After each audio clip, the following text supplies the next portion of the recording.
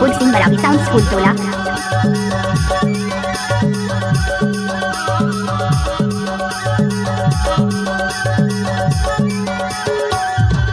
Mahendra sound roster खास। अरे वो शिवानी, अरे क्या ये बताना? अरे सुनना यार, ले बताना। बताई काका, बताई ईमान से सही माना। तोर साथ ना मुलाकात पर शौक रही हो का सौकरी से चलना यार, खेड़िया टाकीज में माया पिक्चर लगी। सही मले जाबे का? हाँ तो चलना, जाबे तो चलना ईमान से। अरे तुला विश्वास नहीं होएगा? अरे मोला विश्वास नहीं हुआ थे भाई, तो कैसे विश्वास देना? जाबे ना जा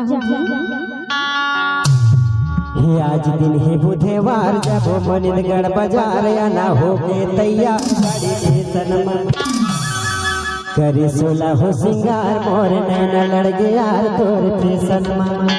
ऐसे का होगी?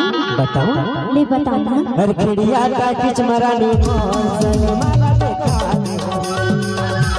खिड़िया का किच मरानी मोर सनमा ला देखा दे होगा।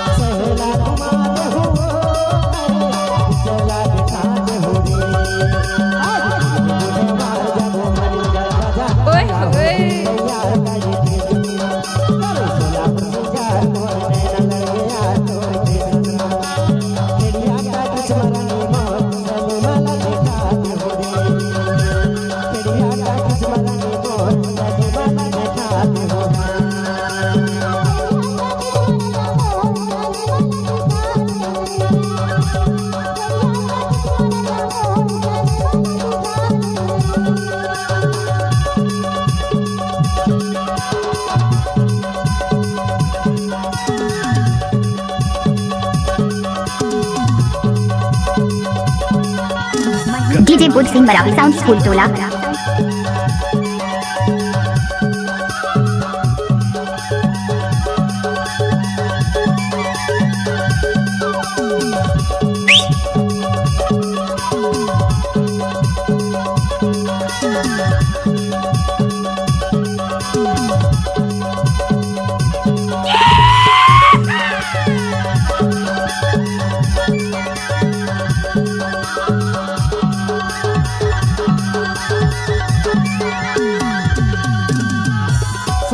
जब सात बजना के मेरा सात बजना के मन का सहरा रे बस घेरा रे बस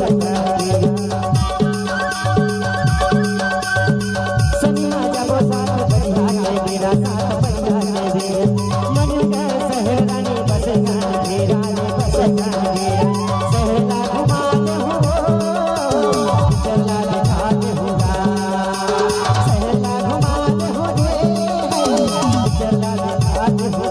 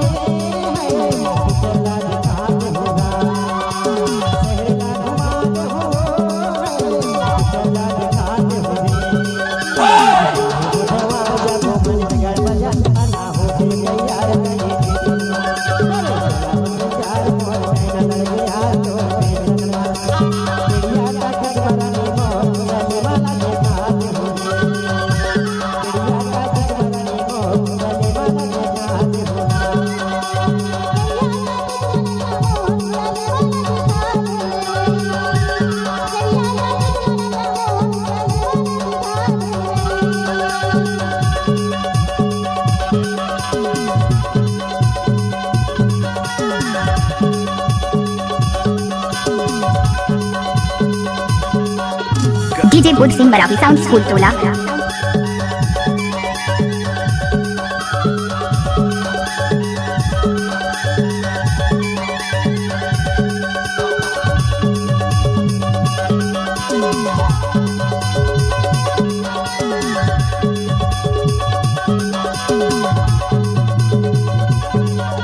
हाय